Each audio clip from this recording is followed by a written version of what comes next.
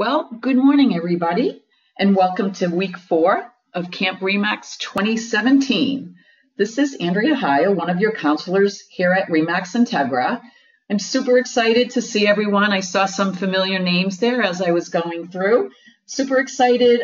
Thank each and every one of you for joining us here at camp for our 5th year. And we're so excited to welcome all real estate professionals coming in from over 40 countries this year, which is amazing and fantastic to see so many people continuously learning. The purpose of the summer series is to help everyone prepare their business for the fall market and also have a little summer camp fun at the same time.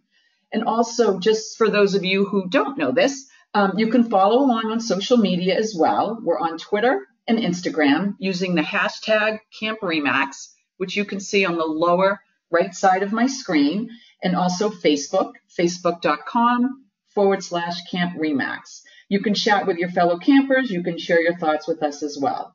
Also, give us a shout. Let us know where you're joining in from. Always a fun thing to see. We have some great sessions for everyone to finish up these last few weeks of camp, and we look forward to seeing your business heat up over the summer as well.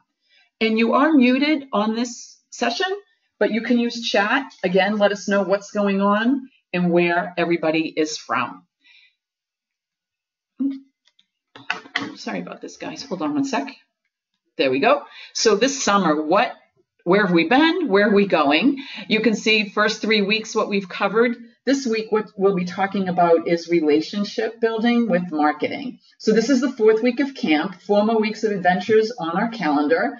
Each and every week, as you can see, focused on an area of your business that you can look to grow or to improve. Always can get a good tip regardless. And each session is recorded, posted on facebook.com/CampRE/MAX and YouTube.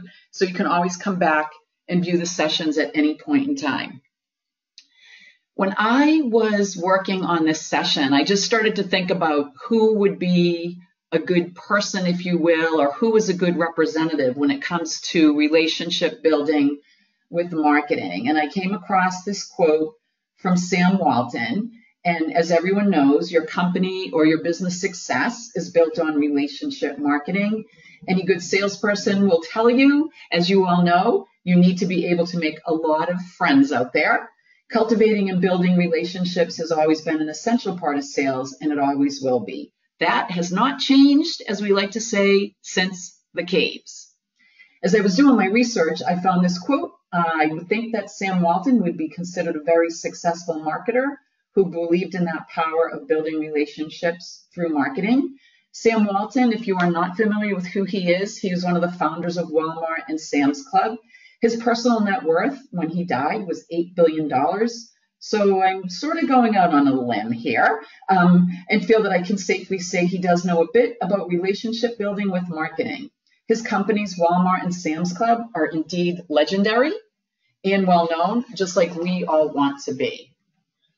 One of the things that I think we're all familiar with, depending on maybe how long you've been in sales, is the old way of marketing or doing business was you pushed that message out to the consumer. You told them what they needed, right? So that was the relationship between business and the consumer. Super simple. Here's what it is. I'm going to push it out. You will consume it. You have no say in anything. And the business marketed that message and the consumer just consumed it. Business controlled it. Information flowed in one direction, right? Out to the consumer. Really just similar to a phone book or a yellow book, for those of you who still remember, or yellow pages, for those of you who still remember the yellow pages, right? I need a realtor or a real estate agent. I pick up the phone book, I go through it, I find an ad, I find a phone number, and that's really the extent of that information flow, if you will, that pushed out message. No conversation, no back and forth, no give and take, no building of a relationship. And now it's quite different. This is what marketing today looks like, right? We're building those relationships. We push out, they push back. We speak to them, they speak to us. Not only do they speak to us, they're speaking to each other. That whole media component, right, which is no different from what we're all used to, right? Newspapers were a media that we utilized. Now it's a more social community type of media. Media is media, but this is just a much more social aspect of it. It's not just going out to the individual, right? No longer simple, no longer like it used to be. These customers, they're a community. They talk to each other. They expect to be able to talk back to the business too. They expect to be actively engaged. And I would say to you that they not only expect it, they demand it. If you think about Uber or Amazon, right, lots of back and forth, lots of building of those relationships, right? So Uber, I can rate my driver rates me, people weigh in on the conversation, so that in this previous screen, this one-way pushed-out marketing message is no longer enough. They're going to want that meaningful, relevant, and that engaged relationship with you. And you'll want to engage in that inbound marketing. And ideally, that end result is that the relationship is built and the consumer, who in our case are buyers and sellers, will come to you for whatever their business need is, right? That business need of needing a person to help them buy or sell their home. And they're going to consume your message. They're going to talk about it with their friends. They're going to do their research. They're going to ask you questions, and then they'll react to your message online. And then they will reply to you by call, by an email, by a text. And then again, this process no longer simple, no longer one way, thinking once again of Uber and Amazon, who I would say are pretty successful when it comes to business building or community building. And just keep thinking, educate, engage, and then entertain. One of the other things I always think about whenever I'm trying to do anything is what I call the W's.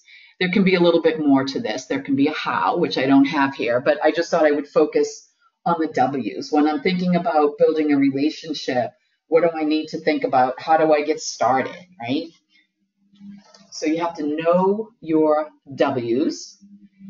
My first W is why. Why am I reaching out? Why do I want to build a relationship? Why am I doing this? No more pushing out that message, creating a relationship with my reputation in order to retain by engagement and communication. I'm providing value to this consumer. These are the why reasons behind your marketing efforts. Keep those words in mind as we move through our camp session today. Your why should really help get that ultimate goal, which I listed as your last item there, referrals, right? So that inbound marketing, I do all these different things, I'm converting and I'm staying in touch, which keeps me top of mind. And now I'm the expert, I have my raving fans. And then the ultimate end goal is those referrals, that people are coming to me, that inbound marketing approach. So these are my first W, why am I building? My next W, who? Who is my market? Who am I pushing my message out to? Who is my audience? And depending on who that audience is, I will adjust my message accordingly. And we're going to look at the who before we even start to think about where or what do I post, because I do need to understand my audience before I begin my messaging. So we've looked at the why build my relationships. Then we're on the who, creating all these different personas to help identify the needs for all these different buckets of people. And you could have more than one. Clearly, I could be working with buyers and sellers, messaging out to them. I could also be messaging to other real estate professionals. But what my message is and where I post could be a little bit different. So if I'm looking at a consumer whose listings have expired, that will be a little different than what I push out to other real estate professionals.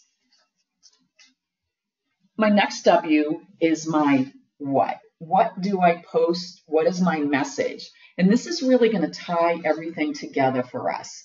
Keeping your message in line with your why and your who. What is my message? And I do want it to be promotional. I want it to be educational. And I do want it to create engagement. I need it to provide some value so that consumer will consume that marketing message.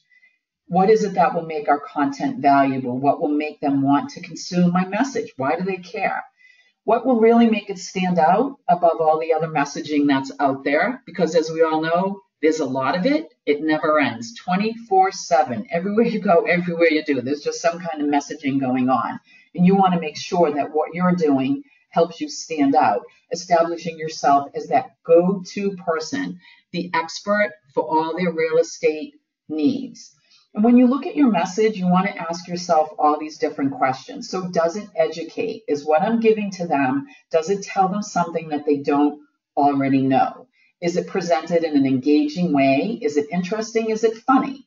And nowadays, I think we all know people do like to be entertained. I also want to make sure that there's some level of expertise that they can't get from a search engine.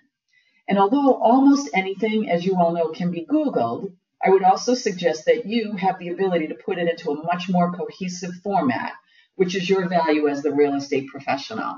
Just like many years ago when the information that used to be in the real estate books, now it all went online, and everybody was very concerned about that, myself included. But then came the realization, you know what? There's actually other things that have value. Not all 4-bedroom, 2.5 baths are alike, and I have the ability to explain that to the consumer. I'm also hoping that I solve some type of problem that they have. So messaging at its best value provides a solution to that reader's problem or that consumer's problem. What is their issue? Do I need a school? Do I need a moving company? I want to know what's going on in the community. I'm new to the community. What are the best coffee shops? What are some really good pizza places? Is there a 24-hour pharmacy that I can go to? Different things like that. That would actually solve a problem for them. Does it speak to the needs or the concerns or the frustrations of the folks that you are targeting out there? And then also, too, people as a general rule aren't going to do anything unless you can make them feel something. So is there some type of emotion that's tied to that message? And we'll start to look at some of these different strategies, which do include various social sites. And I would encourage you to think back to these questions and examine if your message is ticking these boxes, because it really is all about how you make them feel, right? So ultimately, that recipient, that consumer, should feel, or even I would submit to you, they should know that all you want to do is improve your day. And I think any of us on the call today could say, yes, if somebody actually could improve my day, I'd feel pretty darn good about that. And for sure, I'd want to go back to that person, and I'd want to tell other people about that person as well. And we all also know that above knowledge, one of the most important qualities in a realtor are honesty and integrity, as well as responsiveness. So those qualities go hand in hand with delivering that customer experience that they'll remember. And the best way to do that is to make them feel something. There's a quote by Maya Angelou, who is an American-born poet.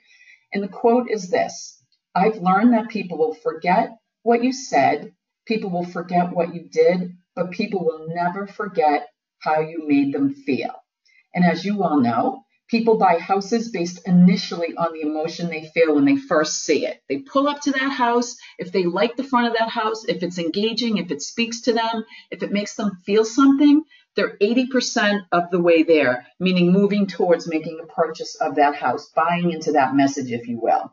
It's supported by logic, such as financing, but it all starts with the emotion. And your messaging is no different. Right? We want to make people feel something, and if they feel it, they will never forget it, and they will never forget you. And isn't that what it's really all about? And then there are a lot of different options for what you can post, all of which can make that consumer feel something and keep coming back to you. And a little bit later, I'll point out some of our tools, some of our RE/MAX tools for some of these items. But as you can clearly see, there are multiple ways to reach consumers, right? I have my visual people, I have my auditory people, I have my kinesthetic people. So I'm going to mix up how I post, what I post, the different types of content that's out there. And if you look at something like videos, we'll check in on that a little bit later, but we also offer some tools via BombBomb. You can create some raving fans with your testimonials. You can put that on your Playster website. Different articles and links as you follow the list down. A lot of that information is actually already available to you via Launchpad. You have resources in your regional blog that will give you all that great shareable content that's very valuable to the consumer. And then the other thing too, so it can be different types of content. It can be more than just real estate. It can be community, charity, all different things like that.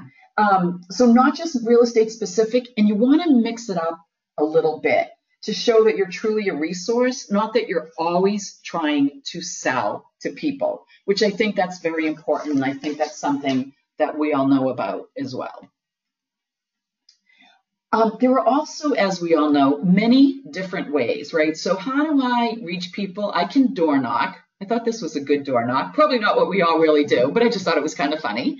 There are ways that you can utilize the Postal Service so that you can do mailings. You can do, so this is obviously the US version, but we also have our Canadian agents out there. So I thought I would also put another tool that is available to you. These last two tools, the Postal, EDDM, and the AdMail, both are available via Launchpad. So you can take a look at those as you begin to move forward. The other thing that I wanted to show you, again, many, many ways that you can reach the consumers. I can walk a neighborhood, I can mail, but there's also other ways of building those relationships and the realization that a good portion is going to be by social media.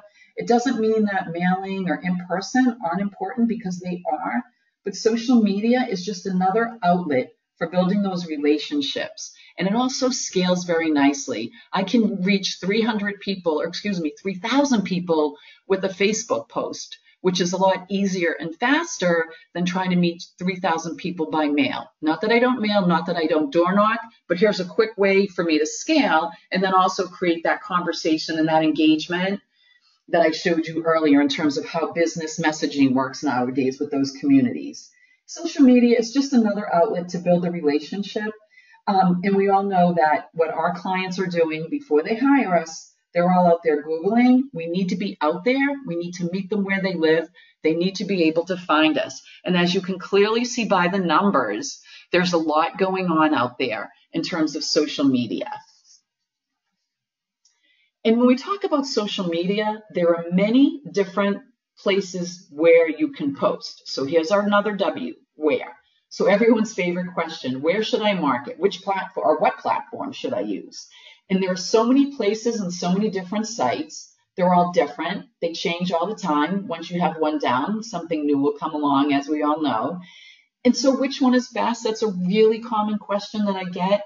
And I think my answer is to quote this old Elizabethan saying that refers to being a jack of all trades or a master of none. So I'm going to suggest that you pick one, maybe two, and do it really well. Laser focus, one or two mediums, and I think you'll find that to be very successful.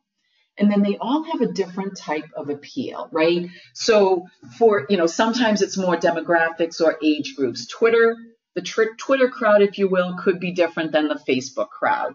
So a lot of it is, who am I trying to reach? And then in terms of what my message is, so I'll use maybe Twitter or even Instagram, if you look at my screen. So Instagram, the 60-second quick clip. Facebook, if I'm trying to do something a little bit longer, maybe a 90-minute or a 2-minute video. So depending on what I'm trying to do and who I'm trying to market to, none of them are good. None of them are better than the other. It just really all depends on what it is that you're trying to do. And that could be a really good thing for you to do after this. If you're not really utilizing this or you really haven't looked into it, a great assignment could just be to go research and see what's out there. Ask your fellow campers what they think, share some information. Quite a few of you are probably already doing one or more of these, but just remember, pick one or two and then just do it well. No right or wrong.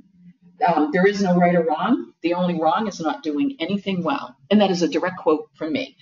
So Facebook, Instagram, and then Twitter, which is, of course, becoming quite popular lately. And so the other thing, too, people are always trying to figure out when is the best time to post. And sometimes the best time to post is when you can consistently do it. But here are some just rules of thumb that you can use depending on which medium you're using. Lots of industry gurus that will tell you, or that will have varying viewpoints on when is the best time to post. Some will tell you morning, some will tell you afternoon, some will tell you midweek, Thursday or Friday. I think over time, you'll find that you do get better engagement at certain times of the day. I think one of the more important things is making sure that you're reaching that audience. And we'll talk about that a little bit later too. Somehow tracking how your messaging is working for you. But I think that the reality is the quality of the message and the consistency. So every Friday at 4, every Tuesday at 2, whichever one of those you're going to choose, pick one, do it well, be consistent. Giving that consumer the best possible experience is probably far more important than how you post. And even the largest brands out there on social media, they maybe post 1 or 2 times a day tops. So if you think of a large conglomerate, if that's what they're doing, how could I possibly go wrong with maybe every Thursday afternoon at 3 o'clock sharing my message out there? And you don't have to post all the time. Again, be consistent and make sure that there's some value to your message. And then I think just a part of our workday now is just scheduling, just like we used to schedule our calls. What we're now also going to do is we're just going to schedule that time to make sure that I am participating in, if you will, getting my message out there via social media. And these are just some guidelines for optimum engagement. There's suggestions. Really keep in mind, and I'm a big believer in that you know your audience best. And although this is not a class on social media specifically, we are also in an e-world, and it's very important, I feel, for everyone to know that this can be an effective component for your marketing. So the other thing that I thought I would pull into this is not an official W. This is a little bit of a how, so I guess it would be an H, but some different tools and methods that you can use to build those relationships. Most, if not all, I'm sure when you look at the screen are quite familiar to you, but I'm trying to figure out, so how do I reach people? And a lot of it depends on the W's, onto which tool you would use. CRM programs, customer relationship management, or CRS, customer relationship systems. There are many, many options that are out there. Have one, use it consistently, just as your branding and messaging should be consistent. This next screen here, this is actually a tool for those of you out there that are RE/MAX Integra partners. And I just wanted to show you some of the things that you have available to you. On the left side of the screen, I tried to outline or highlight some things that can help you with your messaging. So Playster is the website. Design Center has many different templates that you can take advantage of. The regional blog and resources have all types of market data or market intelligence that you can push out to the consumer. On the right side of the screen is a marketplace of different products that you can utilize. So for RE/MAX Integra folks, you can see this via Launchpad. The right side of the screen, which is the marketplace, those products are available to anybody, but I just wanted to give you kind of a quick clip, if you will, to kind of consolidate and show you everything in one place. So here we're just sort of touching on a little bit of an extra tip as to how we should reach people, and to show you again these tools that if you are part of the RE/MAX network via Launchpad, doesn't mean that they're not necessarily available to other folks that are out there, but just to try to consolidate and show this to you. So CRM, Contactually Top Producer, iExact, all Launchpad partners, but also available to any agents that are out there. Email or direct mail, you can utilize MailChimp and BombBomb. Those are partners of RE/MAX. A lot of this messaging is branded for you, but it doesn't mean that you couldn't take advantage of it if you are not part of the RE/MAX network. MailChimp, you can just do the mobile-friendly emails that can get sent out to anyone that are in your database. BombBomb is video. Video is just really big. You're starting to see more and more of it. Very easy to use. Could maybe make it that you never have to type another email again by just using these videos where you can just set them up, set it and forget it, and they'll automatically go out there. Here's another shot of Design Center, which I talked about earlier. So Design Center, another tool that you have to create messaging, probably about 2,000 templates that are in there, including drip campaigns. So when we talk about relationship buildings, drip campaigns can be a large component about that. So all these different things that you can use via Design Center to build those relationships. The other thing that people will ask a lot of times too is how often should I be messaging, right? So I've got my in-person with my face-to-face, I've got my door knocking, which just as a quick tip, I don't know if anybody knows this, how many door knocks does it take to get an appointment? 80. That is a true statistic. I was just in a session earlier today that I thought that seemed like a lot. I didn't really think that was too bad. So I can either knock on 80 doors or I can call 80 people to get to my yes. But in any event, so folks will talk about touch points and frequency. How do I not get bit? Having an action plan, being consistent, having that quality over quantity. And so what is practical? And I'm sorry, I'm just going to back up again. So this here, right, just making sure that you're taking action, having that consistency, maybe implementing some new behaviors and activities to help us just achieve our goal. That action plan is something that you can look at. What is the ideal day, week, or month in my life? And then I can focus on my marketing activities and make sure that I'm focusing in all the right areas. And then people look at what's practical. So I've got a pretty broad number of touches in here, because it used to be, say, 30 touches, and recently I heard 50 touches, which seems like a lot. But if you're mixing up your messaging, it isn't. So I'm not sending a direct mail, buy, buy, buy, sell, sell, sell, pick me, pick me, pick me once a week. I could be posting something about a coffee shop, or I found a really good 24/7 grocery store, has a 24/7 pharmacy. Has anybody heard about it? And then creating those conversations. And what you also can do too when you're trying to figure this out, right? Just start big, the real big things, the holidays, the newsletters, and then you can fill in with those online touches. And again, not that hard sell, that's real estate, but some softer touches. So what do I mean by that? What is that relationship building with marketing? What does my action plan look like? What does a month look like for me? Or what does a week look like for me? So what I did was I just made up a calendar, and you can see from this sample schedule that all your touches are scheduled. They vary in method. So that social media component is critical, but so are the other touch points. So I'm doing an online post on Tuesday. I'm doing an email newsletter on Wednesday, and then I go into my next week and I'm doing some different things, as you can see. Those online posts or those emails or those calls, depending on what you're doing, again, they're not just listed, just sold, I'm number one. Here's an event. Here's homecoming. Here's a new school.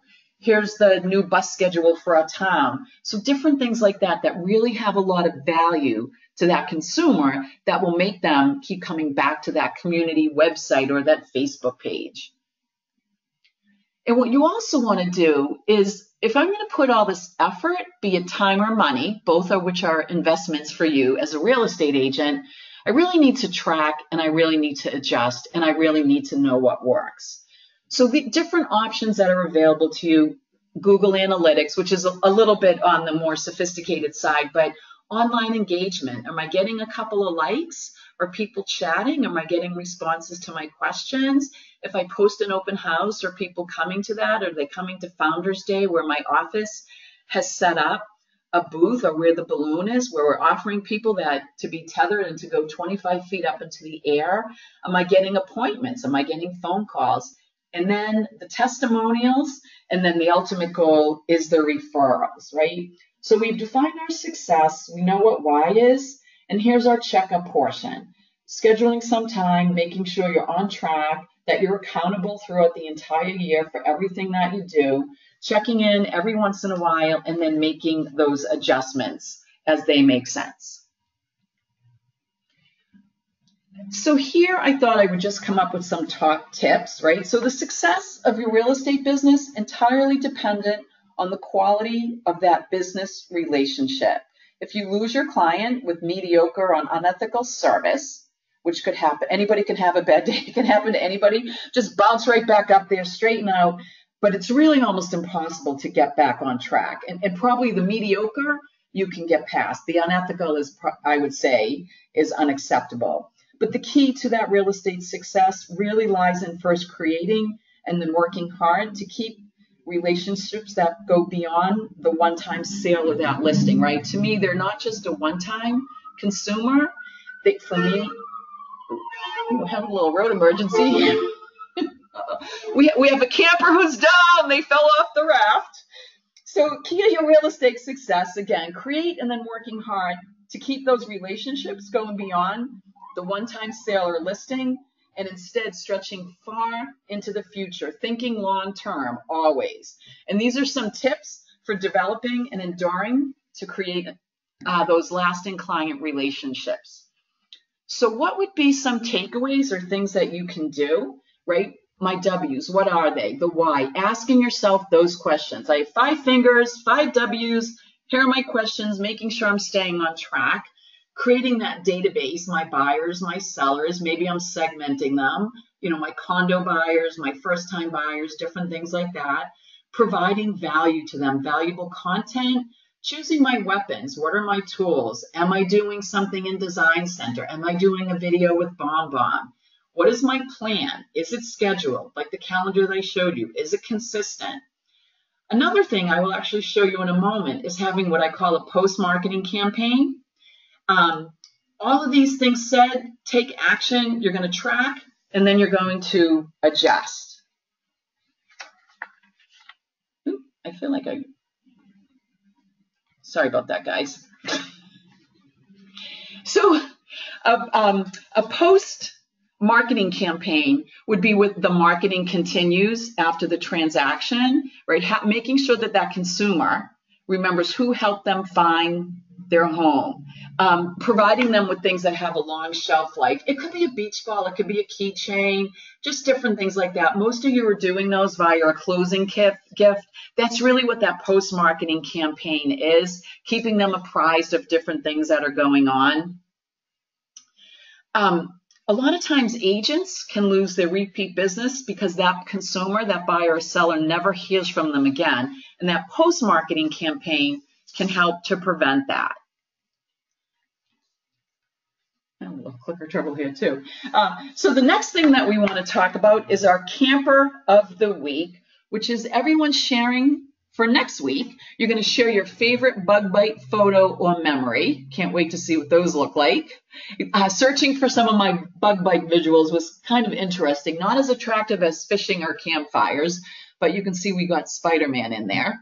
So if you could, for the next week, share with us your favorite bug bite photo or your memory. And as you can see on our screen here, using that hashtag Camp Remax or tagging us at Camp Remax. And I hope that you've all enjoyed this session, learned some good strategies to help you build those better relationships using your marketing. And we had so much fun last year with our camper, and over these past few weeks, we're just going to continue doing that for our 5th year, as I mentioned earlier. And each week giving you, at the end of our session, aside from a little homework, giving you these challenges. And who can come up with the best photo, and we will feature you in our following session as our camper of the week. So keep up with those bug bites, post that favorite photo or memory, and you get bonus points if you have a retro photo, a funny photo, and anything with a Remax theme. Make sure you use the hashtags. If you're posting on Instagram, again, same thing, use that hashtag Camp Remax. Go on to Facebook, comment on other people's photos as well. We always have a fun time with that and love seeing the social interaction from everyone that's out there.